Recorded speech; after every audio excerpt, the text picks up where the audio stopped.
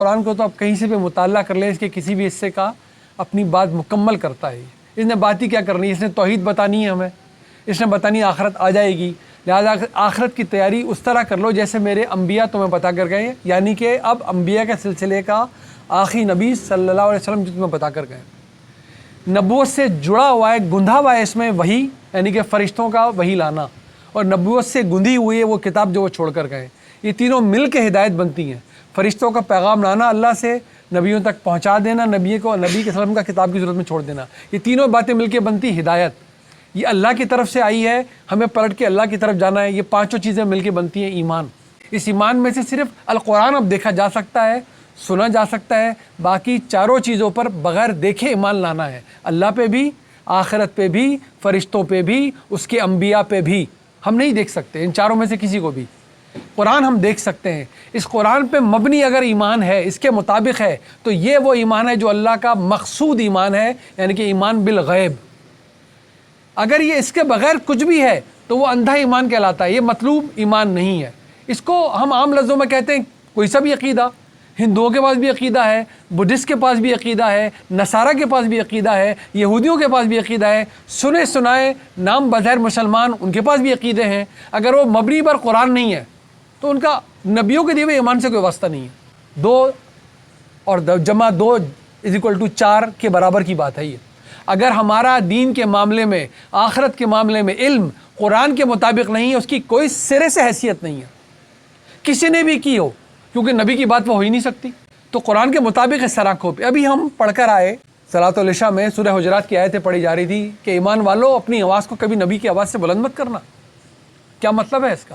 اس وقت بھی یہ مطلب تھا جب نبی کسی بات کے بارے میں کوئی فرما دے، کوئی بات دین کی بات کر دے، نبی صلی اللہ علیہ وسلم کی قرآن گواہی دے کر کھڑا ہوا ہے، سوال پوچھے جا رہے ہیں، جواب قرآن دے رہا ہے، جواب قرآن دے رہا ہے۔ نبی کو بتایا یہ کہیں، یہ تم سے یہ پوچھتے ہیں تو بتاؤ ان کو اے نبی، یہ تم سے یہ پوچھتے ہیں بتاؤ تم کو اے نبی، سارا قرآن نے ریکارڈ کر دیا۔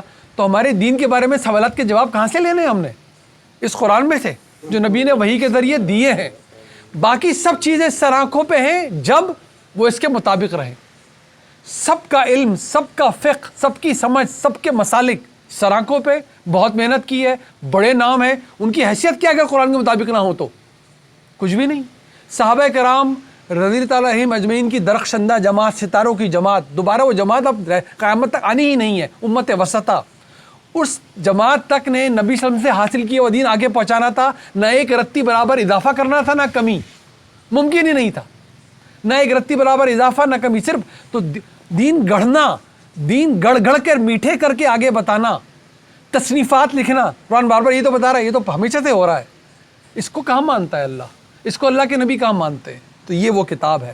تو اب قرآن کے آگے کسی بات کو اوپر کر دینا، وہ روایت کے نام پہ کی جائے، کسی نام سے کی جائے، فقہ کے نام پہ کی جائے، سمجھ کے نام پہ کی جائے، سلسلے کے نام پہ کی جائے، مسلک کے نام پہ کی جائے، فرقے کے نام پہ کی جائے، اگر وہ قرآن سے اوپر گئی، قرآن کے الگ گئی، وہ نبی کی آواز سے اپنی آواز بلند کرنے کے برابر ہے۔ اور کیا ہے اس کا مطلب؟ ابھی تو پڑھ کر آئے، اس سے نیچے رہ، اس کے مطابق، اس کی روشنی میں ہر چیز، تو وہ نبی صلی اللہ علیہ وسلم کی آواز سے نیچی ہے، پھر وہ بات اس کے مطابق ہے، پھر وہ بات، ورنہ یہ جسارت ہے، یہ بغیر کہے نبوت کا دعویٰ ہے کہ میں بھی اتنا پہنچا ہوا ہوں کہ اللہ سے ہی حاصل کر لیتا ہوں۔ یہ کتنے پہنچے میں ہیں، یہ کون کون ولی گھوم رہے ہیں، کہاں کہاں گھوم رہے ہیں۔ یہ بس اللہ ہمیں محفوظ رکھے، ہماری نسلوں کو محفوظ رکھے۔ اگر ایمان پہ خاتمہ نہیں ہوا، پلے کچھ بھی نہیں ہمارے۔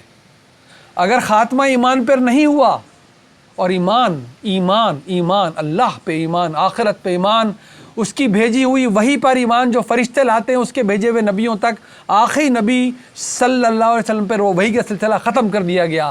قرآن کے علاوہ اب کسی نے اللہ سے کچھ معلوم کرنا ہو، ہمارا اللہ سے تعلق ہے براہ راست، اللہ کی مہربانی ہم سب کا ہے، سب کا ہے، دعا مانگتے ہیں، ہم گڑ گڑاتے ہیں اس کے آگے، یہ اللہ سے واحد تعلق ہے ہمارا۔ وہ ہماری مناجات کو سنتا ہے، وہ سمیع اللہ لمن حمیدہ کا مطلب سنتا ہے، جانتا ہے، جب ہم کہتے ہیں جب سنتا ہے، جب ہم ربنا لک الحمد کہتے ہیں تو وہ سنتا ہے۔ ہماری نماز زندہ نماز، ہمارا روزہ، ہماری عبادت زندہ، لیکن اس سے کوئی ہدایت حاصل کر سکتا ہے اس وحی کے علاوہ؟ کوئی بھی نہیں۔ اس غلط فہمی سے نکلنا ہے، اپنی اولاد کو نکالنا ہے ہم نے کہ سب پہنچے ہوئے ہو سکتے ہیں۔ قیامت کے دن پتہ چلے گا کس کو پہنچا لیا تھا اللہ نے اپنے پاس، کس کی عبادت اور ریادت اللہ نے قبول کر لی تھی۔ اس دنیا میں یہ دعویٰ جسارت ہے، یہ بغیر نبوت کا نام لیے نبوت پہ ڈاکہ ہے کوئی کہے کہ میں بھی پہنچا ہوا ہوں، مجھے بھی ہدایت ملتی ہے کہیں سے، مجھے بھی یہ درجے حاصل ہو چکے ہیں، نعوذ باللہ، اللہ ایاز باللہ، اللہ میں معاف رکھے۔ اس قرآن کے آگے ہم بیٹھے ہیں، ہماری آوازیں، ہمارے دین کی معلومات، ہماری کوئی بھی بات جو آخرت کے لیے کی جائے کبھی قرآن سے منحرف نہ ہو سکے، وہ انحراف نہ آ جائے اس میں۔ یہ ہے نبی کی آواز سے آواز کا بلند ہو جانا۔